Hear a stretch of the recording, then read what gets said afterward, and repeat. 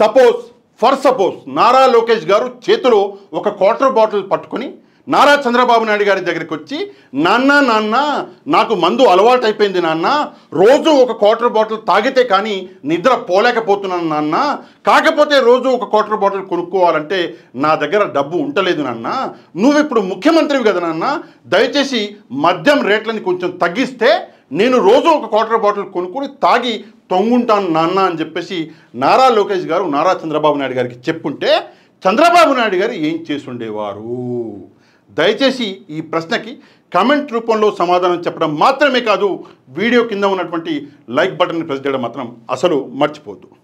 నేను చెప్పనా చంద్రబాబు నాయుడు గారు ఏం చేసేవారు? ముందు చంద్రబాబు నాయుడు గారు లోకేష్ గారి చేతిలో ఉన్నటువంటి క్వార్టర్ బాటిల్ లాక్కొని లోకేష్ గారి చెంప చెళ్ళు అనిపించేవారు. కొడుకు చెడు మార్గంలో వెళ్తున్నప్పుడు తండ్రి ఒక దెబ్బేయడం అనేది తప్పేం కాదు. మా నాన్న నన్ను కొట్టిండు, మీ నాన్న మిమ్మల్ని కూడా కొట్టుంటాడు. ఒక దెబ్బ కొట్టి లోకేష్ గారిని చంద్రబాబు నాయుడు గారు వద్దు కొడక, మందు తాగకు నాన్న, మందు తాగడం వల్ల నీ నరాలు చితికిపోతాయి, నీ గుండె పనిచేయడం మానేస్తుంది, నీ లివరు కిడ్నీ మొత్తం ఉబ్బిపోతాయి కొడక, వద్దు నాన్న, నువ్వు ఇలా మందు తాగితే ఇల్లు కుటుంబం రోడ్డున పడుతుంది కొడక, వద్దు అని చెప్పేసి కొడుకుని చంద్రబాబు నాయుడు గారు సంజాయించుకునేవాళ్ళు. అదీ కాకుండా ఒకవేళ నువ్వు ఈ మత్తు అన్నది ఆపలేకపోతున్నావు, ఈ మందు తాగడం అన్నది ఆపలేకపోతున్నావు, నీకు బాగా అలవాటైపోయిందంటే నేను నిన్ను హాస్పిటల్కి తీసుకెళ్తా కొడక, డాక్టర్ దగ్గరికి తీసుకెళ్తా బిడ్డ, అవసరమైతే రీహాబిలిటేషన్ సెంటర్లో చేర్చైనా సరే ఈ మందు మానిపిస్తా కొడక అని చెప్పేసి చంద్రబాబు నాయుడు గారు నారా లోకేష్ గారిని సంజాయించుకునేవారు. ఇది ఒక కుటుంబ పెద్దగా చంద్రబాబు నాయుడు గారు చేయవలసిన పని. కానీ ఒక రాజకీయ నాయకుడిగా చంద్రబాబు నాయుడు గారు ఏం చేశారు? ఒకసారి ఈ వీడియోని చూడండి. ఈ వీడియో చూస్తే మీకు క్లారిటీ అనేది వచ్చేస్తుంది. మా తమ్ముడు తెచ్చాడు. ఎంత తమ్ముడు? అది 200 రూపాయలు మందు బాటలు. మా తమ్ముడు క్వార్టర్ బాటిల్ తీసుకొచ్చి సార్ నాకు అదే అండి, రేటు తగ్గిస్తావా లేదా అని అడుగుతున్నాడు మా తమ్ముడు. అదే కాదు, ఆ 200 రూపాయలు ఒకటి నాణ్యత లేదు, నాణ్యత పెంచే బాధ్యత కూడా తీసుకోమని ఆ తమ్ముడికే పరిస్థితికి వచ్చాడు. డబ్బులు పోతే పోయినాయి, ఆరోగ్యం ఉండాలి, నాకేదో అలవాటు అయిపోయింది, నా అలవాటుని వీళ్ళు అవకాశంగా తీసుకుని నన్ను దోపిడీ చేసేస్తున్నారు, అరికట్టు చంద్రన్నా అని అడుక్కుంటున్నాడు మా తమ్ముడు. ఒక నాయకుడు, ఒక కుటుంబ పెద్ద కంటే ఒక నాయకుడి బాధ్యత అనేది ఇంకా పెద్దది. ఒక వ్యక్తి క్వార్టర్ బాటిల్ తీసుకొస్తే, అంటే ఈ వీడియో అనేది ఎలక్షన్స్కి ముందు వీడియో, ఈరోజు అవసరం పడ్డది కాబట్టి ప్లే చేసిన, ముందుగానే ఈ విషయం చెప్పేస్తున్నాను. ఒక నాయకుడు ఏం చేయాలి? అరే నువ్వు తాగడమే తప్పురా బాబు, నువ్వు తాగితే ఇందాక నేను చెప్పిన కదా నరాలు మొత్తం చితికిపోతాయి, నీ గుండె పనిచేయడం మానేస్తుంది, నీ కిడ్నీలు లివర్లు మొత్తం ఉబ్బిపోతాయి, వద్దురా నాయన తాగకు, నీ కుటుంబం రోడ్డున పడుతుందిరా అని చెప్పేసి ఒక నాయకుడు చెప్పాలి. ఒక నాయకుడు చేయవలసిన పని, చెప్పవలసిన మాట అది. కానీ చంద్రబాబు నాయుడు గారు ఏమంటున్నారు అంటే, ఆయన చెప్పేది ఏంటి అంటే, లేదు 200 రూపాయలు ఉంది తగ్గించమని చెప్పేసి వచ్చిండు మావాడు అని చెప్పేసి ఇంకా ఆ తాగేటటువంటి వ్యక్తిని ఇంకా తాగుబో అన్నట్టుగా ఊసిగొరుకుతున్నాడు చంద్రబాబు నాయుడు గారు. 2 మాటలు చంద్రబాబు నాయుడు గారు ఇక్కడ మాట్లాడారు. ఒకటి, నాకు అలవాటు అయిపోయింది అని చెప్పేసి ఆ వ్యక్తికి అలవాటు అయిపోయిందంట. అలవాటైతే ఏం చేయాలి ఒక నాయకుడిగా? ఇప్పుడు ఒక ముఖ్యమంత్రిగా ఏం చేయాలి? ప్రజలని మందుకి దూరం చేసి రీహాబిలిటేషన్ సెంటర్లు పెట్టి డాక్టర్ల దగ్గర ప్రజల్ని అక్కడ అడ్మిట్ చేయించి వాళ్ళ ఈ మందు తాగకుండా వాళ్ళని మందుకు దూరం చేయాలి, మద్యానికి దూరం చేయాలి. ఇది ఒక నాయకుడు, ఒక ముఖ్యమంత్రి చేయవలసిన పని. కానీ అలవాటు అయిపోయింది కదా, నేను రేట్లు ఇంకా తగ్గిస్తా, మీరు రోజు ఇంకా తాగండి, తాగి తూగి చచ్చిపోండి అని చెప్పేసి ఒక ముఖ్యమంత్రి చెప్తాడు. ఇక్కడ చూడండి, ఈరోజు సాక్షిలో వచ్చింది. నిజంగా నాకు కళ్ళలో నుంచి నీళ్ళు వచ్చేసినాయి. ఉదయం నాకు చాలా టైం పట్టింది రికవర్ అవ్వడానికి. అంటే నిజానికి నేను చాలా ఎమోషనల్ ఫెలోని. ఎవడి ఎమోషన్కైనా నా కళ్ళ నుంచి నీళ్ళు వచ్చేస్తాయి.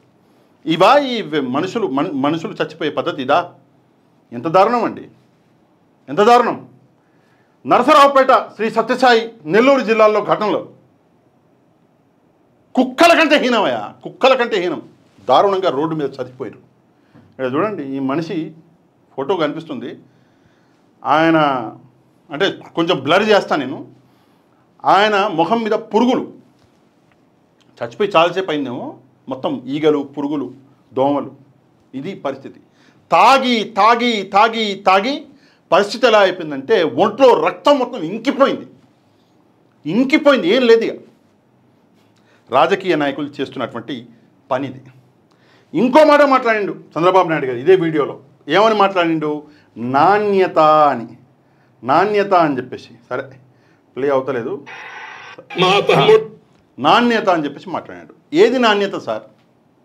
ఏది నాణ్యత?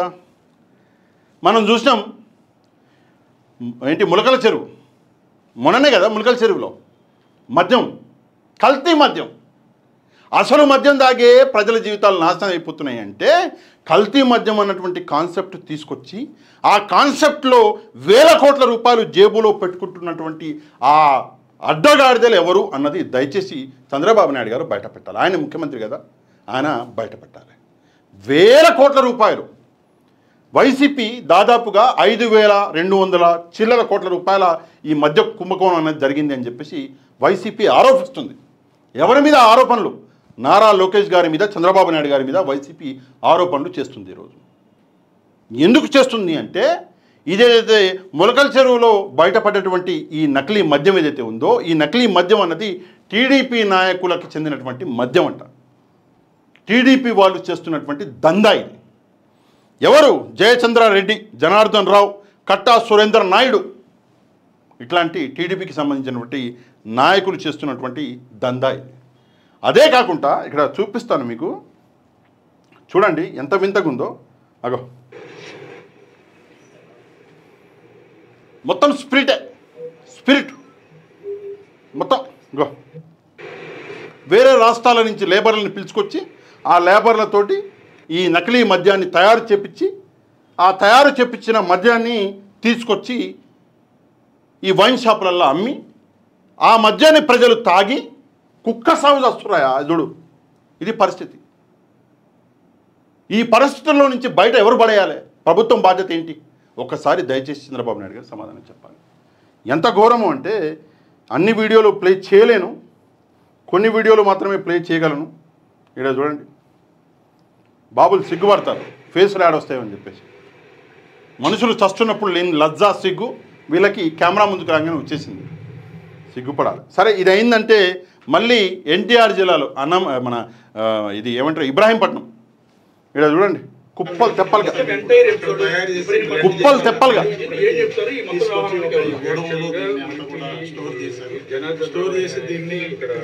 ఇక్కడ చూడండి, మిషన్లు తీసుకొచ్చారు. మిషన్లు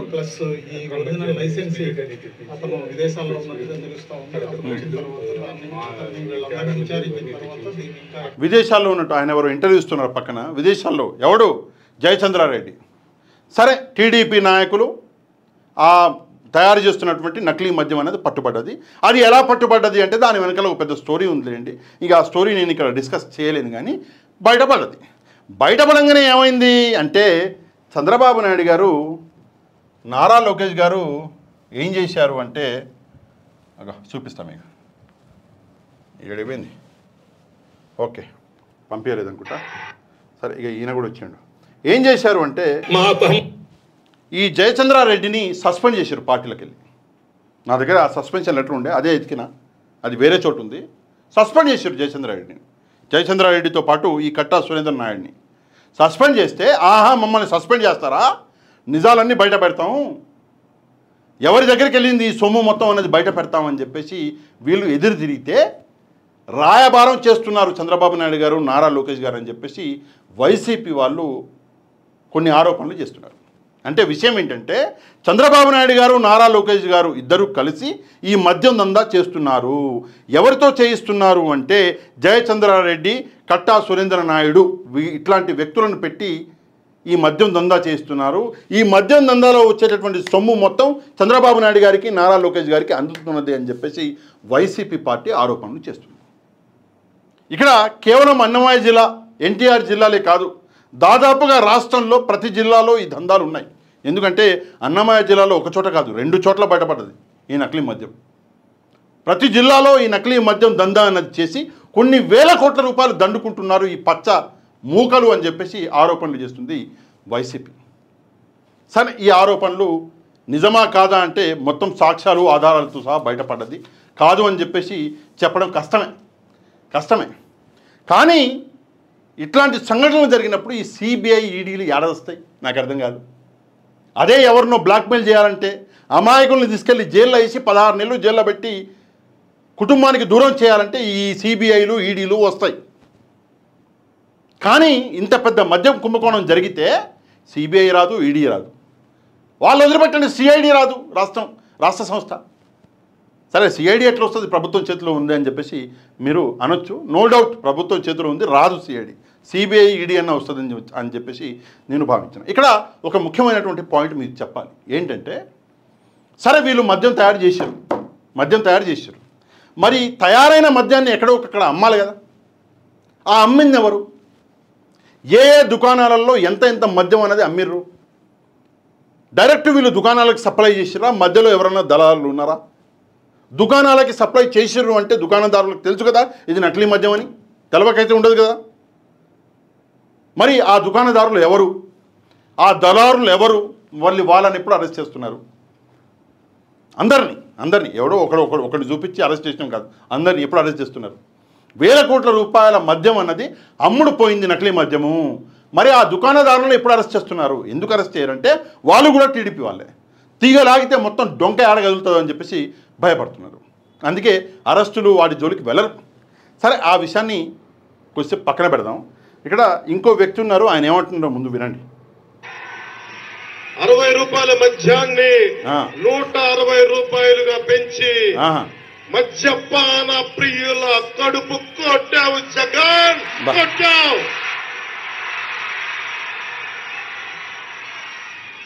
మద్యపాన ప్రియుల గుండెని నువ్వు దోచావు జగన్, నిన్ను క్షమించకూడదు.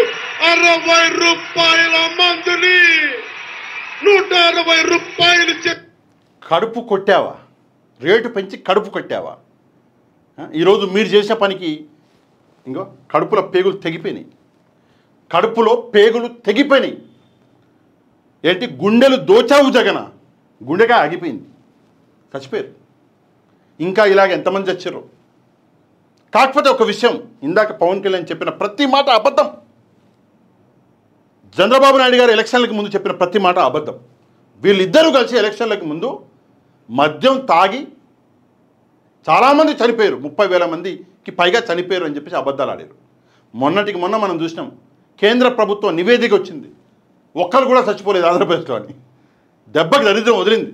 నిజం అన్నది ఎక్కువ రోజులు దాడడం కష్టం. దేవుడు ఉన్నాడు, చూస్తుంటాడు, మొత్తం బయట పెట్టేసాడు దేవుడు. వీళ్ళ బీజేపీ పాలిత కేంద్ర ప్రభుత్వం ఏదైతే ఉందో, అంటే వీళ్ళు కూడా ఒక సభ్యులు అందులో ఎన్డీఏలో, ఆ ఎన్డీఏ ప్రభుత్వం రిలీజ్ చేసినటువంటి డేటాలో ఆంధ్రప్రదేశ్లో ఒక సాగు కూడా లేదు మద్యం వల్ల అని చెప్పేసి వాళ్ళు డేటా అనేది రిలీజ్ చేశారు. కాకపోతే మీరు ఆడిన అబద్ధాలు ఇట్లుంటే పేద ప్రజల జీవితాలు ఇట్లా సంకనాకిపోయినాయి. ఇంకా నేను లోనికి వెళ్తలేను. లోనికి వెళ్తే ఇంకా చాలా డీటెయిల్స్ ఉన్నాయి, నెక్స్ట్ పేజ్లో ఉన్నట్టున్నాయి. ఎందుకంటే అది చదవలేను నేను, నా వల్ల కాదు.